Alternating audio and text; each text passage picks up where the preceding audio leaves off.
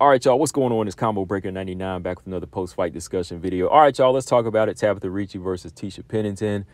All right, y'all, so I watched this fight 2 times, and on the second go-round, my pick was pretty much the same, or who I felt won the fight was pretty much the same. Unlike the first fight, J.J. Aldridge and Veronica Hardy, my overall pick on who I felt won the fight changed. But in this one, which it could still change with that, because I looked at it again and, I was just looking at it and I was like, man, this is a good fight. It has some competitive moments. It really depends on what you're looking at. But this one here, man, I thought Tecia Torres won this fight. I thought Tecia Torres, she won the fight 29-28. Outside of Tabatha Ricci's clinch control and a few good shots that she landed here and there, I don't really think she did enough to secure the second round or the third round. I just felt like she wasn't doing enough. I thought Tecia Torres was putting more work out there. She was making Ricci have to work to try to get her down, which she was never able to do. Tabatha Ricci's one actually got reversed by Torres in the third round. So I thought that Tecia Torres was looking like the clear winner. Like, she clearly got herself a competitive decision. I thought it should have been, 29-28 across the board. Tecia Torres, via hard-earned decision, all right? Or Tecia Pennington, whatever you want to call it, right? Yeah, so I thought Tecia Torres did enough to win the fight. But that's the one thing I'm going to say right now is this is why I always say, it's just like somebody who watches fights, like a study of the sweet science. It's really important for fighters to really train to land those hard shots. Even if you're not like a hard power puncher, every now and then you got to sit down on them shots. You got to work on your timing. You got to learn on sitting down on the perfect shots. Now, I know Tecia Torres, her style has always been rapid fire, combinations in and out when she's facing, some of these fighters that are taller and longer. And, that's how it usually is for a 5'1" fighter. You got to dip in, dip out like Manny Pacquiao will do, right? But when you're fighting somebody that's also 5'1" like you, and they don't really have defense like that, and they're prone to leaking, like Tabatha Ricci is, you can crack that girl in the nose, her head is right on the line. I think it would have been wise for Tecia, to come in with that game plan, to sit down on some shots, laser beam a couple good singles and doubles. Don't always just throw quick flurries, because when you throw quick flurries, you're gonna get caught as well, especially whenever somebody like Tabatha Ricci is throwing flurries back. So it's gonna make it a little hard for you to get the upper hand, right? Because you throw a flurry, Ricci throws a flurry, tit for tat. Like, not all the Ricci shots are landing. Like, maybe Torres will land 2 or 3, but if Ricci lands 1 or 2, the judge is going to say, okay, I favor this, I favor that. So you got to start landing some harder shots or some good time right hands or singles just to put Ricci down or inflict more damage on her, and you got to get up out of there. So I think that was the frustrating part watching in this fight, when Tecia would go in there and land those quick flurries. And sometimes, Ricci would catch with a couple of shots. And it's like, oh, man, like if Torres would just sit down on a couple good body shots or maybe good body kicks or overhand right, boom, she could put this girl down even with a couple flash knockdowns. Then she could have been the clear winner, right?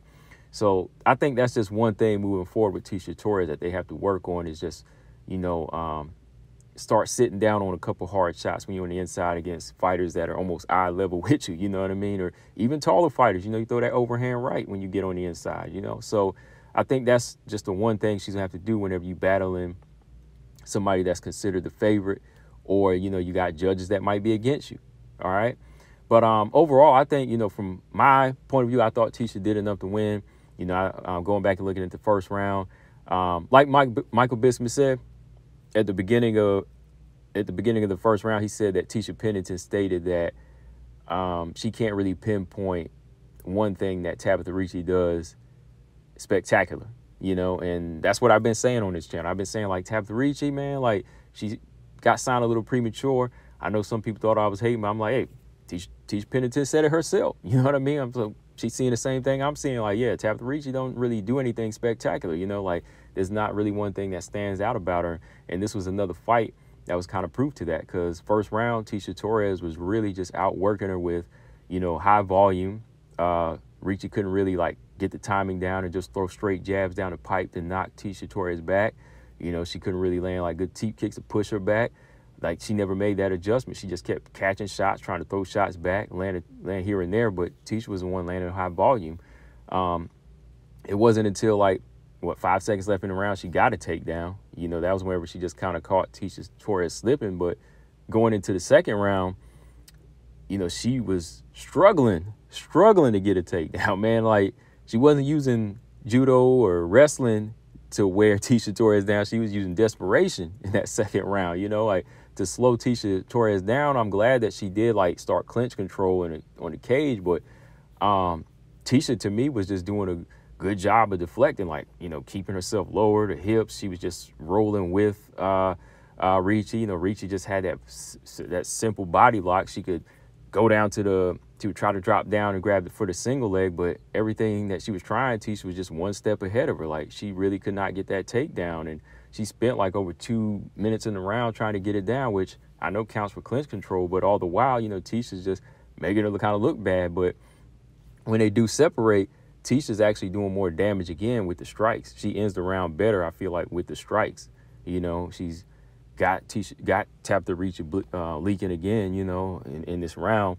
And, she's just landing the better shots. But third round, I thought Tecia did enough to win that one too. I thought she was landing a lot of volume again. It wasn't until, like, again, in the mid part, Tabatha Ricci winning with that same game plan, that clinch, trying to muscle Tecia Torres. Tecia Torres is strong, man. The girl's strong. So this wasn't like the best game plan. She needed more like knees to the body and trying to peel her off the cage instead of, just trying to maul her on the cage, because Tecia knows how to use that cage, man. She used it well. So a little bit of clinch control in this round, but Tecia getting it back to the center again, just outlanding her, man. Like, I know the numbers look closer, but I thought Torres was knocking that head back a couple of times with some good shots. Caught her with a couple good combinations, and then whenever Tabatha Ricci ran in a couple times, she was able to reverse her and take her down 2 times at the end of the round. So, yeah, overall, with that clinch control in the second, that was the only round I could give to Tabatha Ricci. I thought Pennington did enough to bag rounds 1 and 3. So I had a 29-28, both go rounds when I watched the fight. So, yeah, I thought, Tecia came back, looked strong after 2 years off. Not really rusty at all. Maybe a little bit of the same Torres. Maybe that was the Tecia, maybe that was the problem. I mean, the only thing that really changed was the last name, right? Maybe she just needed to, like I said, kind of work on being a little bit more heavy-handed, heavy kicks, especially against somebody like Tabatha Ricci that doesn't really pack a lot of power back. Throw more like hard right hands down the pipe. Start throwing real quick shots, quick singles and doubles here and there.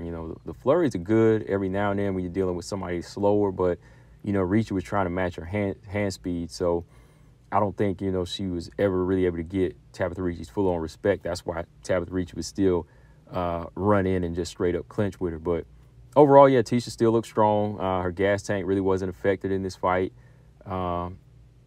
I still agree with Tecia, about Tabatha Ricci. This was another close skate-by win for her, just like the Jillian Robertson fight was. Still haven't really seen anything that just stands out about her since the Jessica Pennington fight. And, that was Jessica Pennington at this point, So, yeah, she's got another victory. Hey, good on her. She's what 4-1 at strawweight now. She beat Maria Oliveira, Poliana Viana, and Jillian Robertson. She lost to Lupi, and now she beat Tecia Torres, right? So that's 5 fights in the strawweight division. She's 4-1 now, so that's good on her. It pushes her up the ladder. But from here, I mean, the girl's going to get tougher. I could still see girls like Marina Rodriguez beating her. Oh, man, Amanda Ebos, don't let her come across somebody like Amanda Ebos, man. Like, when she starts fighting those girls with, like, complete hands and complete skills on the ground and on the feet, she's going to start facing some heavy hands, like it's going to be like it's almost going to be like a relapse of the Manon Fiora fight, you know what I mean, where she fights somebody taller, stronger, with good takedown defense at 115, So, yeah, I just need to see a little bit more from her, man. I just need to see her, like, commit more to her hands and be a little bit more sharper on, like, her judo and wrestling moving forward. That's the only way she can get takedowns, That's Mackenzie Dern's problem. So from here, I would like to see Amanda Ebos versus Tabatha Ricci. That would be a good test for her. A Mackenzie Dern, BJJ versus BJJ, who's got the better complete MMA grappling. I would have to favor Dern a little bit in that fight, but that's going to be a real test for her at this point, right? As for Tecia Torres, like I said, I didn't really see her fall off in this fight or look bad. It was just the same Tecia. So I think moving forward for Tecia, she needs to be a little bit more power focused moving forward. And, you know, kind of focus on, like I said, the quickness, not just speedy combinations, but maybe a couple of quick singles and doubles when she gets on the inside. So maybe a good fight again for her, like I said before, would probably be Carla Esparza when she comes back. You know, Battle of the Moms. That'd be a good fight. Or the winner when Luana Pinheiro and Angela Hill are fighting. So no, I can't do that fight. Maybe the winner of Waterson, Jillian Robertson. I don't know who else is out there for Tecia Torres. Loopy. That's another good fight. Maybe something like that. But yeah, it's no hate on Tabatha Ricci. I just don't see her like getting to the top 5 or getting. I just don't see her with those tools, you know, that shows that she's ready to go for a title shot like that. Just being real with it, y'all. But let me know, guys, what y'all thought in the what y'all think in the comment section. What y'all thought of the fight? Y'all think Tecia won this one? Who do y'all want to see Tabatha and Tecia fight next? Combo Breaker 99. I'm out. Subscribe. Peace.